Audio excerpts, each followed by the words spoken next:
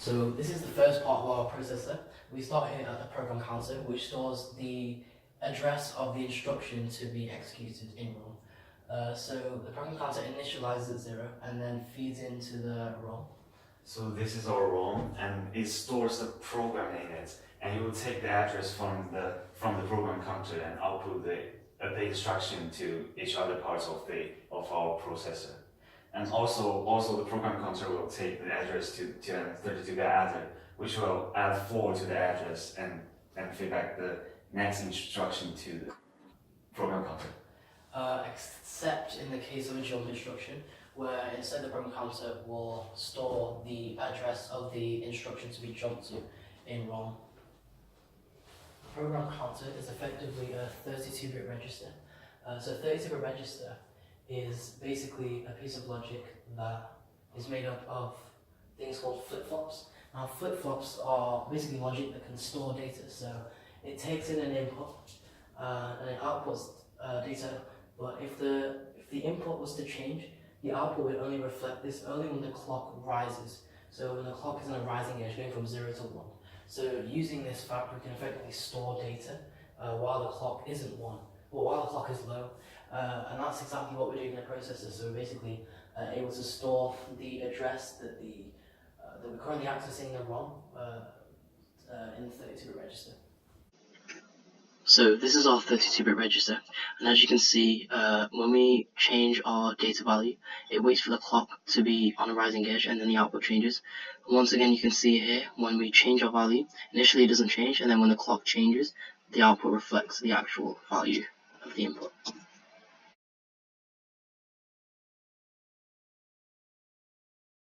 This is our second part of the processor, control unit. So it's responsible for taking this instruction that we took from the ROM, and it takes parts of it and it decodes it in order to coordinate other parts of the processor so we can perform a specific task that we want. So it will take the first 6 bits of value going to the function code, and then And it will take the last 6 bits as the opcode. So the first part of this control unit is the main decoder, and we only actually need to take the first 4 bits of it because the last bit will always be the same as the first bit, and the second to last bit of the opcode will always be 0. So using this, it takes the 4 bits of the opcode and it decodes this using a sequence of symbol files here in order to produce the right outputs, and each of these then goes to other components of the CPU to get the desired result. And also this ALU opcode goes to the next part of the main of the control unit, the ALU decoder. the ALU decoder takes the value from the main decoder, and also the first 4-bit value from the function, from the instructions in the control unit. And because the last 2 bits of the function is always 1 and 0, so inside the ALU decoder there is 2 3-bit multiplexer, and based on the ALU input from the main decoder, it will determine which these 2 values to put in. So for these 2 values, it's a constant. This is for the adding, and this is for the subtraction. And the rest of the functions, the rest of the function for the ALU is in here, and it will be determined by the ALU decoder. The ALU decoder is a set of logic that will output the ALU operation code to the multiplexer, and is selected by the instruction. And then the ALU control code will be outputted to the ALU control of the control unit output to other parts of the processor. So this is our 32-bit multiplexer, and as you can see, when the switch is 0, it chooses to output value A, and when our switch is set to 1, it outputs value B.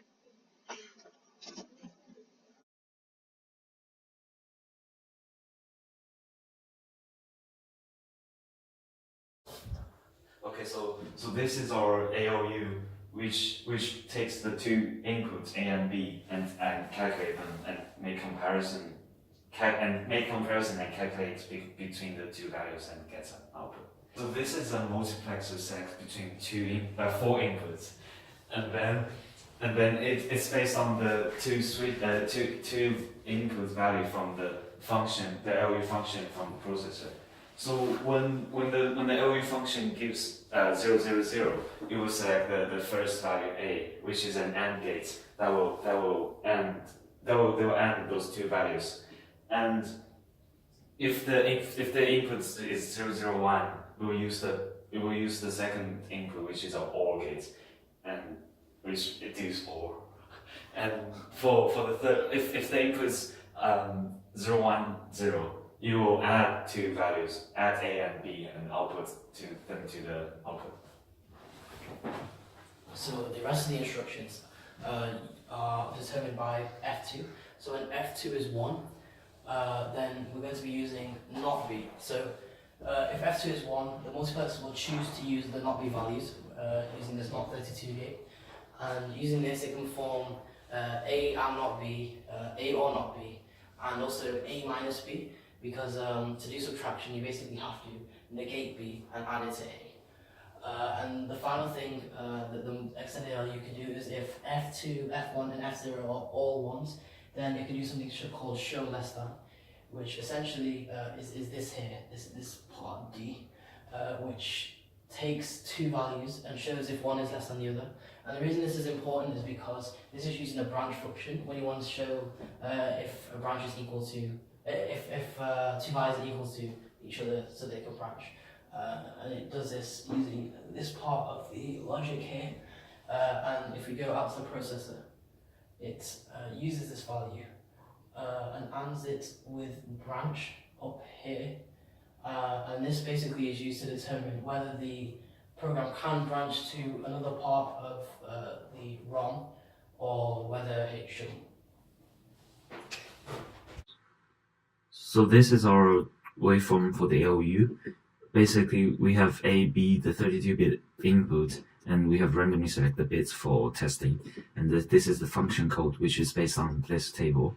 And for example, to test, we have successfully test the AND operation and OR, and more complicated ones like A and not B and A or not B, which is like this. To check if the addition and subtraction works, we can change this into decimal. So basically, this is the results of the addition, and this is the results of the subtraction, which we can check that they are correct. And 111 is set less than, which checks if A is less than B. In this case, it's not, so it outputs 0. And there's a logic gate called self OR, which is ORs all the 0 bits, all the values, and if they're all 0, it will return a 1. This is for the branching. And Cout is for the 32-bit adder. So the adder, if there's a carry out, the adder will become 1, but we haven't used it, so this is not care. This is also not used, so we don't care. So the sign extend is used in the case of a branch instruction or an ITIME instruction. So what it does is it takes the last 15 bits of an ITIME instruction, the IMN, and it extends this into a 32-bit number. So it takes last 16 bits, extends it to a 32-bit number by padding it out with zeros, and then it takes it to the left shift, and it then multiplies this by 4 by shifting all the numbers to the left twice, the equivalent of multiplying by 4. Then you will pass the value to the 32-bit adder, which also add the input from the adder that determines the next instruction. So it will take the address of the next instruction and add to that. Then it will output the branch, the branch function to the first multiplexer, which determines by the branch from the control unit to output. So this is the data memory block, and this is effectively RAM. So because registers are only 32 bits, they're very quick, but they're also really, really small. So we need somewhere a lot bigger to store our data. So DMEM in this case can do one of two things. It can write or it can read. So when write enabled is 0, the value of address, the instruction at this address will be outputted to RD out here towards the multiplexer. And that's instant. That value is appears instantly. You doesn't have to wait for the clock. However, when write enable is instead 1, what the DRAM will do will actually it will read this value from write data, and it will store it at the address A, coming from ALU result. But this actually takes more than 1 clock cycle, so it will wait for the next rising clock edge to perform this. So this is our display driver, which is the output of the computer. It takes the data bus from the register and the address bus from the ALU, and there's also a memorize option. So inside the display driver, only when the memorize is at 1, it will be enabled to do the things, and this is the address determiner. So it basically determines if the address bus is FFF1 or FFF0, which will do one of two things. If it's FFF0, it will change the data. It will change the display, and it uses the lower 24 bits of the data bus, and it will pass the data to the display, like basically the display control of each the 7-second display. And if the address is FFFF1, then it will use the enable 1 bit, which determines whether to turn the display on or off. And both of the enable bits, it's basically a register and uses flip-flop. And only when the clock is on the rising edge, it will change the things. For example, like change the values or turn the display on or off.